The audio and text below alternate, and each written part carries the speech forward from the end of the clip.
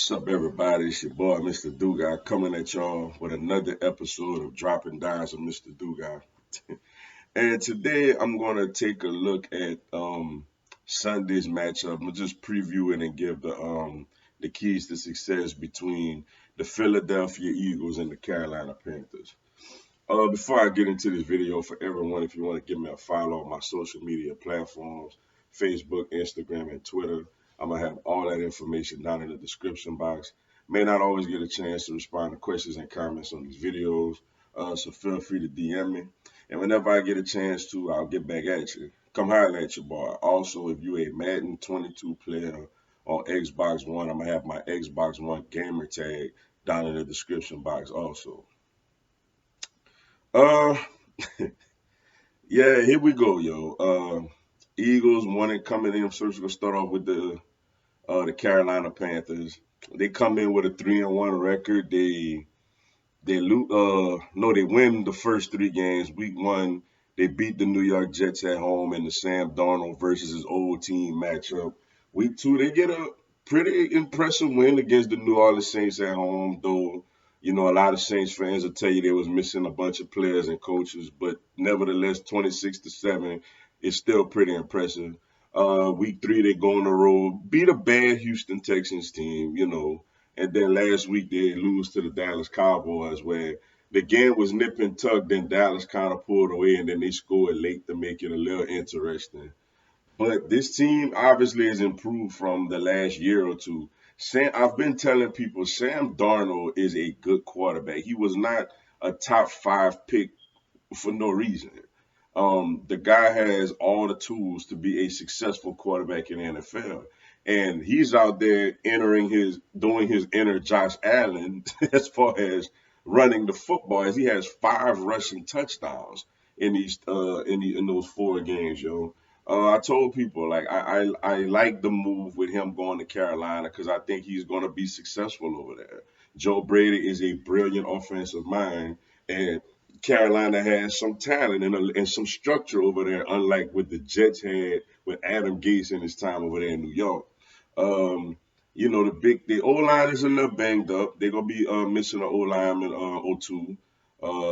Running back in the backfield, Christian McCaffrey. It looked like he was gonna play, and now it's looking like he's gonna be doubtful and probably not play. So they're gonna roll with Chuba Hubbard, who is, he's not a McCaffrey at all, but he's a respectable running back, a guy that especially had a whole lot of production in college. The wide receiver core, DJ Moore is looking like a Pro Bowl wide receiver. He's looking like he's ready to take that next step and be a real go-to wide receiver in this league. We all know Robbie Anderson, Temple guy, has a whole lot of speed, and he could get down the field vertically. And they got rookie, my boy Terrence Marshall Jr., who could go up there and make some plays.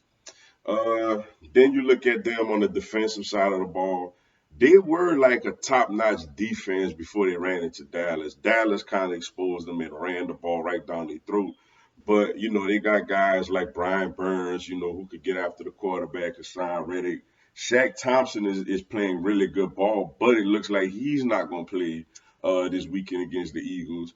And this secondary is going through a lot of transition and stuff. I don't think Stephon Gilmore is ready to play yet. But, they lost J.C. Horn, but they brought in C.J. Henderson, they got A.J. Boye, and they got another former LSU Tiger and Dante Jackson over there. And the safety, Jeremy Chin in the second year, he's a pretty good player.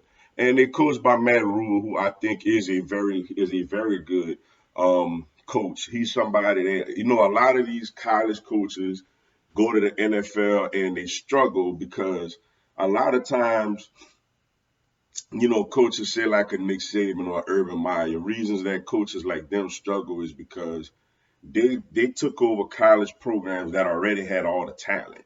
Like, so all they mostly had to do was just keep it going. Whereas a guy like Matt Rule, he's more of a program builder. Like he brought Temple into real relevance. Baylor was going through a real tough time after the transition from the Browns days. and he brought them into a New Year's Six bowl game. So he's somebody who's a good coach. So I know he's going to have success in the NFL as a head coach, and he has up to this point. And obviously, we know how I feel about Joe Brady, man. Everything he did for LSU in that 2019 undefeated season, and he's doing big. He's going to be a head coach pretty soon in this league. So Carolina is an up and coming young solid team. Then you look at my Philadelphia Eagles, man. We kind of going through it right now. Started off 1-0 in Atlanta, big win, a blowout win against the Falcons on the road, and we haven't won since. Like San Francisco 49ers at home, a game that had opportunities in the first half, missed, fell short. Dallas, we get the breaks beat off us. The Chiefs, we were competitive offensively, but defensively, we got the breaks beat off of us again. On the offensive line, it looks Lane Johnson is going to miss again, though it looked like we will get Jordan Mailata back. He may play on the right side as Dillard play on the left side. Jalen Hurts had a good game last week. Missed a couple of key red zone throws that should have been touchdowns that we end up getting field goals out of. That's something you want him to improve on. But overall, he looks pretty solid. Now, the Chiefs' defense is terrible. Panthers defense gonna be much better, but overall he looked pretty solid out there last game. I don't know if for the life of me we just will not use Miles Sanders. Miles Sanders, it to me has the potential to be a top 10 running back. Talent wise, I already think he is, but from a production standpoint, if he gets his opportunities, he can be a top 10 running back in the NFL. But for some reason, he's averaging like 9 touches a game, and I don't understand it. I wish I had that answer, but I don't. Receiving core, Devontae Smith started off really good. Then had 2 games where he kind of got a little roughed up a little bit and made you wonder, is his size really a factor on this level? But he bounced back nicely against Kansas City, had over 100 yards receiving. Rager out there getting his plays, and Quez Watkins. The tight ends, Dallas Goedert is another player that if we feature him more as I think Dallas Goedert is a top 5 tight end as far as talent wise, but we got to let him get that production. And of course, we still use Ertz out there. Defensively, it's bad right now. Apparently, Nick Sirianni got into Jonathan Gannon's face. That's the word on the street about the defense. The defensive approach has been terrible. The dropping back and just letting you beat us 12 yards at a time, it's fearing to give up the 70-yard play.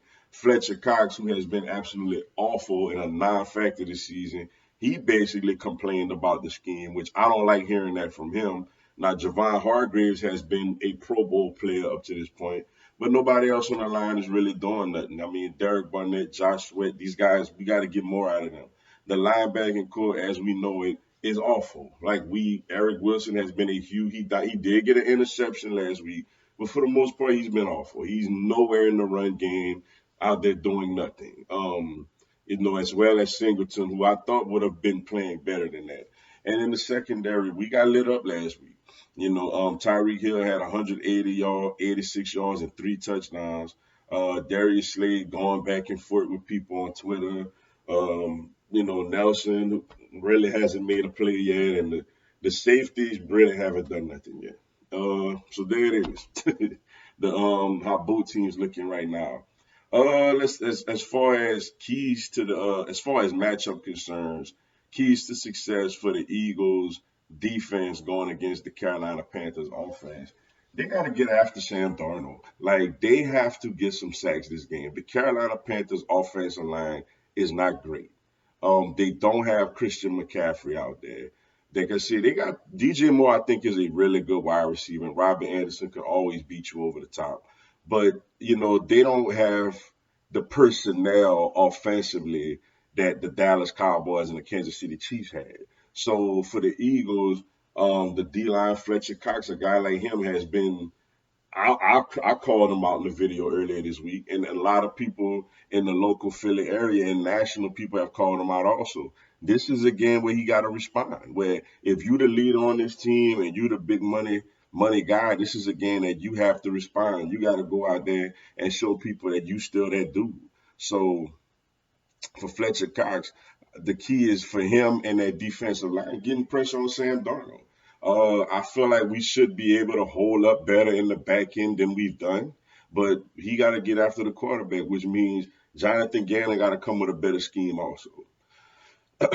And also the key to success for the Philadelphia Eagles offense going against the Carolina Panthers defense.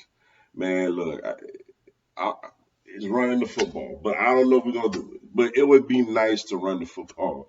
I know we don't have the our line is not healthy, so we don't have the O line that the Cowboys have. I know Miles Sanders, I like him a lot, but I know he's not the physical runner that Ezekiel Elliott is. But like we gotta run the football, man. Run the football, get Miles Sanders, Kenny Gainwell in space, and make some things happen, yo. Look, it's bad right now. The Eagles are 1-3. They're 3-1. But I'm gonna be honest, the Eagles can win. I absolutely think the Eagles can win this game. Carolina is, I think, an up and coming team doing their thing. They could probably be a wild card team this year, maybe. But I don't think they're as good. I don't think that they're as good as a 3-1 team. Like, I don't think they're one of your better 3-1 teams out there. So I think the Eagles definitely have a shot to win this football game, but they got to go out there and get it done. They got to respond. It's been a trying week, and in the past, when we've had big time players on the team called out, they usually tend to respond the following week. So the Eagles definitely could win this football game, on the road. But with that being said, that's all I got for y'all today. Appreciate y'all checking out the video. Hit the like button for your boy. Give me a subscribe, man. Philadelphia Eagles, NFL, and content from my other teams throughout the year. Also, this coming Sunday and every Sunday from 10 a.m. Central to 12 p.m. Central, I do I co-host Big Time Sports Talk with Mike the Bandit. I download the ESPN 1420 app and come check us out. And on Mondays, I do a YouTube live Q&A from 6 p.m. Central to 7 p.m. Central. Um, ask me anything, tell me anything. I'll answer your questions, respond to your comments, and give you a shout out on the live. Y'all should join me. It'll be some good stuff. Also on Sunday from 4:30 p.m. Central, y'all subscribe to my guy Bird Game 31. Me and him will do a post game video about this game. So y'all make sure y'all go subscribe to Bird Gang 31, yo. He got some really good Eagles content as well, yo. And me and him, we were supposed to link up Friday, but I had some stuff that I had to do locally, so I apologize for that. But y'all check us out Sunday. We gonna be on 4:30 Central, yo. Until then, y'all have a blessed one. Fly Eagles, fly.